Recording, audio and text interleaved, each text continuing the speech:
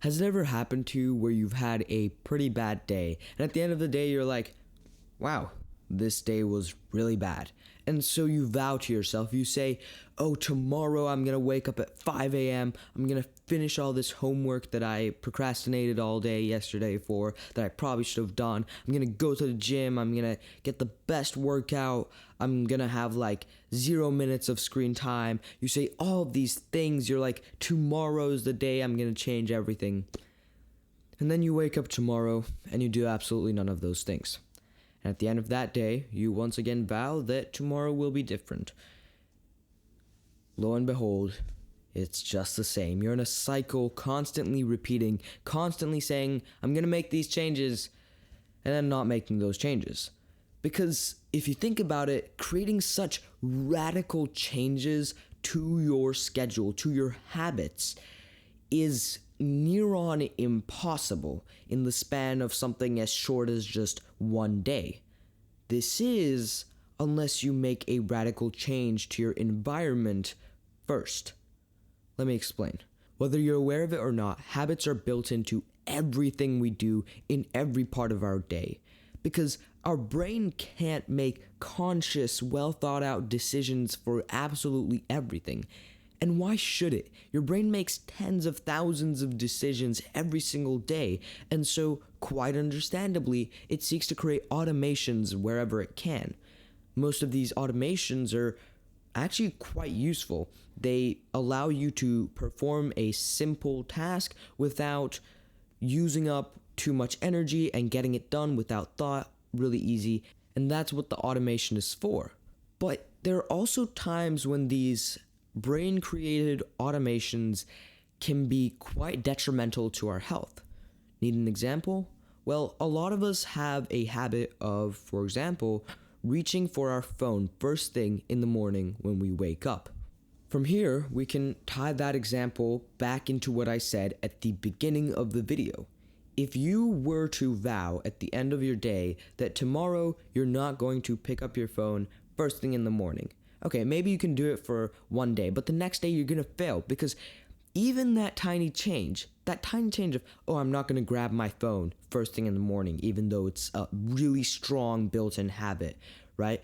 To get rid of that one tiny habit, let alone make a radical change to your whole entire habits and schedule of the day, right? Just to not grab your phone.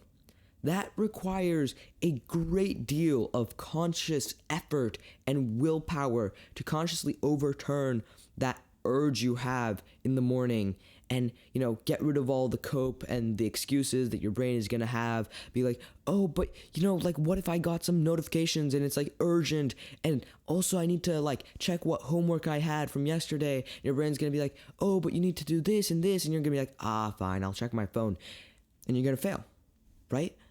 And so, as I said, the only way to actually make this change really easy is by creating a change in your environment first. Think about it. Habits are like automations, and these automations function on a sort of if-then type of system. Now, if you're into coding, you can understand, if this, then this, right?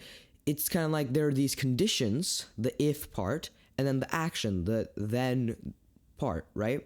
So if we look at the example that we provided of reaching for your phone in bed, the conditions are waking up in your bed, in your room, next to your phone, right? Then the action is reach for your phone. But if we don't activate the conditions, the ifs, then the then won't happen. So to provide an example, if you were to this morning wake up in a raft in the middle of the ocean with no electronics in sight, your first urge would not be to reach for your phone, right? Obviously. And I know that's exaggerated, but I'm just trying to make the point that if those conditions are not met, right? Like with the ocean example, you might say, oh yeah, because the first thing I'd be thinking about is why the heck am I stuck in the middle of the ocean? But let's say you purposefully put yourself there, right? You purposefully put yourself in the middle of the ocean on a raft. That morning, when you wake up, your first thought is not going to be, let me reach for my phone. And look, so simply, just by changing your environment, you can instantly wipe out that habit. And no, you do not have to put yourself on a raft in the middle of the ocean, but it's just an example to show as long as the conditions are not met, the habit itself will not happen. The converse of this is also true, as in if you're trying to create new good habits, you should also change your environment first. Because let's use a sort of metaphor, right? Let's say that your environment is a room and the habits are the furniture and decorations in that room. Now, which room will be easier to add new furniture to? One that's already full of furniture and decorations, or one that's fully empty? The fully empty one, right? Because with the one that's already full, you have to, take out that furniture first. You have to take the furniture out, like carry it. That's a lot of work. And then finally, you have an empty room with enough space for new furniture to come in. And the power of the new environment is like it's a totally blank room with no furniture. So you can just bring in whatever furniture you want and build it from scratch. And in case you don't trust me, which, fair point, I'm just a random kid on the internet, I would like to point you to these two books, one of which is called Atomic Habits, and the other is called Deep Work. You've probably heard of both of them, but they both vouch for this same idea at one point or another in the book. Like, the whole book's not about this, but they both agree on the fact that creating these radical changes to your environment can greatly boost your ability to create new habits or eliminate bad ones. And I think you should read both of these books in full because they're great and valuable, and I can't summarize them here. But I'll give you one example provided in Atomic Habits. So the example was that during the Vietnam War, a bunch of the US soldiers developed a huge heroin addiction. And you'd be like, oh shoot, a heroin addiction, that's a huge addiction, and that's terrible, right? That's something that normally people would have to go through a lot of trouble to fix. And you would think that, but somehow, when the war ended and the US troops returned back to America, for a lot of them, the addiction just vanished. It disappeared. And it's almost magical. How can you be addicted to this substance, but once you go to another place, suddenly the addiction is totally gone? No withdrawal symptoms, no nothing? How?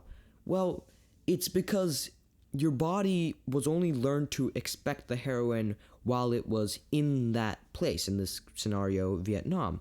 But once you went to this new place, well, your body doesn't expect it anymore. The habit was context dependent. The context being in Vietnam. So that's really interesting, right? So this whole idea sounds cool and all, but how can you apply this to your own life? Well, don't worry. You don't have to move countries or put yourself on a raft in the middle of the ocean to get these changes to work. All you have to do is, and I recommend you doing this right now, if you're trying to get rid of a bad habit, write the if-then conditions. You know the then, because that's the actual habit itself. But find the if conditions, like the conditions that have to be met for this habit to activate. Once you've found these conditions, then reformulate your environment just enough where you can go around meeting these conditions, Like, if there is a habit, a bad habit, that's activated when you sit on a specific couch at night, right?